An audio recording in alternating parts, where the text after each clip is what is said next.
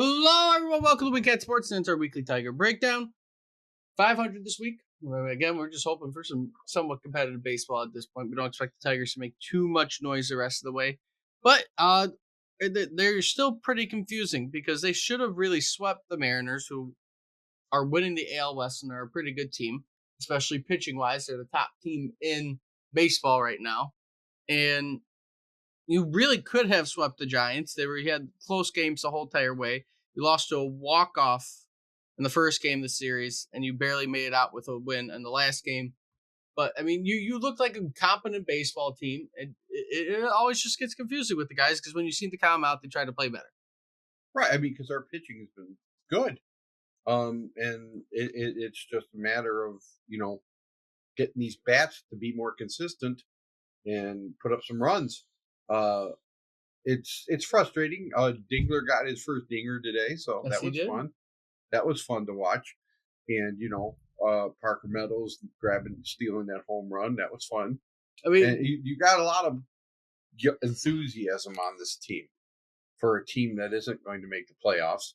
They seem to play with a lot of energy, but they're so inconsistent at the plate. and that's the problem.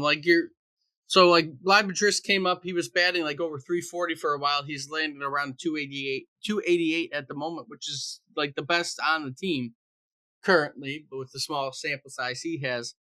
But I mean, you have bats out there still like Baez, Jake Rogers. As much as we see him as a very good player on our team, he's only bat to 191. Like, yeah, you can't. I mean, even if you are great behind the plate, you can't survive in this league being. You got Baez betting a 181. Akil Baddoo, who's up right now, batting a 132. Parker Meadows still sub 200 at a 191. You can't win like this. It's hard to watch. It's hard to, I don't know. But it's going to be this way the rest of the way. But Dingler, he came up. He's batting a 208 right now, so not terrible. I mean, obviously could be worse. He's batting better than McKinstry, which is basically starting over Baez most of the time now, which is batting a 191 or 190. Like you have spots of your lineup that bat well, and you have spots of your lineup that aren't, and that's what just kills your offense. If you can get everybody to be above 200, around that 225 and up, you're going to have a good baseball team. But right, I mean, it's got to be 225 should be your low mark. Yes. I mean, you might be able, if the rest of your guys are batting above 250, you might be able to have a guy at 225. But even that, like I said, it's... Well, like Veerling's batting above 250. Keith is batting above 250. Perez is batting around 250. Urshela is batting near 250 at a 237. Our expectations are so low at this plate because we have so few people who you could call legit hitters. Andy Ibanez, who last year I was talking about at the end of the year being a surprise, he's batting 270 right now, and he's been on the team all year. Do you think Malloy's batting 207? Carpenter was batting a 283 before he got hurt. He probably would be still around there with how he was. Right. I mean, the general discussion. Most people are in agreement that we're going to be buyers in the offseason. Probably offensively, you probably are. I just can't see how they can expect fans to even care. You're either going to go after a top first baseman because we give up on Torkelson, which I wouldn't be surprised if we do that, or you're going to go after a third baseman. The middle of your infield's fine, regardless of how it is. I mean, what do you mean shortstop? But what you can't. You have 25 mil sitting at shortstop. Well, you might have to sit it. So you're not going to spend money on another shortstop. He's that good in the field anymore. I mean, he's okay. He's okay. You're going for your corners, and if anything, right, you're going to put Ibanez somewhere probably at short, and he bats better than both our options. Right. I don't know. It's going to be interesting what they, as the year goes on, who's going to show that they are going to be up on the team. If Dingler probably keeps playing like he's playing, he might surpass Rogers just because Rogers can't hit.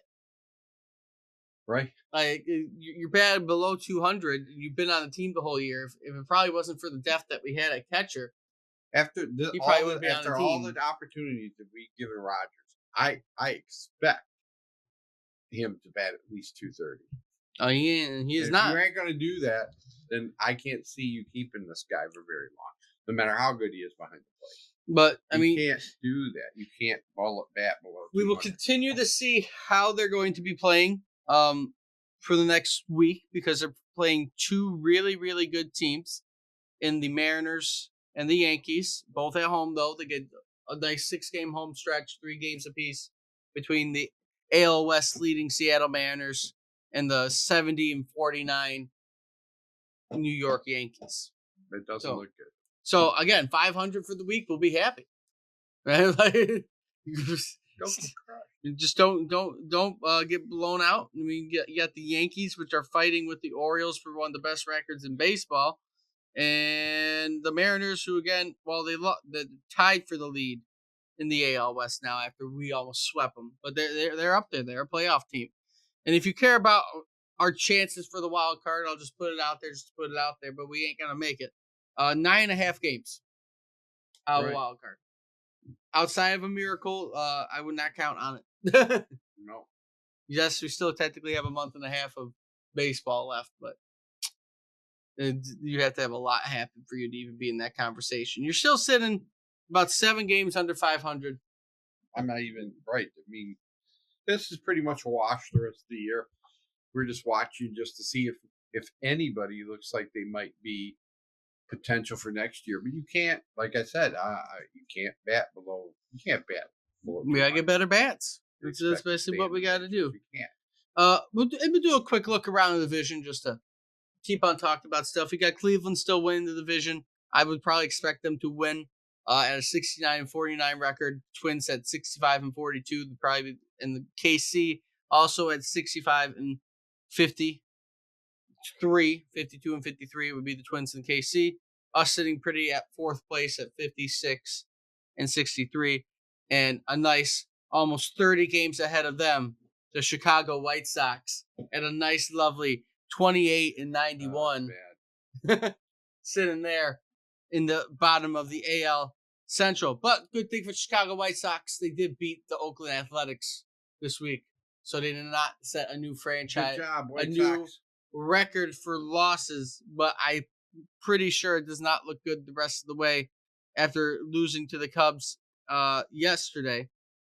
They have a 3-game set against the Yankees, 3-game set against the Astros, a 3-game set against the Giants, and then their probably next potential for a win will be against us near the end of the month before they go play Texas and potentially could get a win out of that. And then they go face winning teams again. So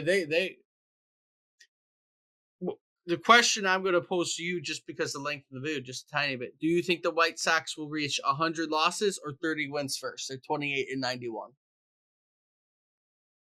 losses. You think they're going to hit 100 losses before? You think they'll have 9 losses before they win 2 games? Yep. It's possible. It is possible. I mean, if they get swept 3 straight times before they play us, they're already at 100. Yep. Before they play us. So, I feel bad for Chicago. I mean, they play us, maybe they will get to, 30 wins.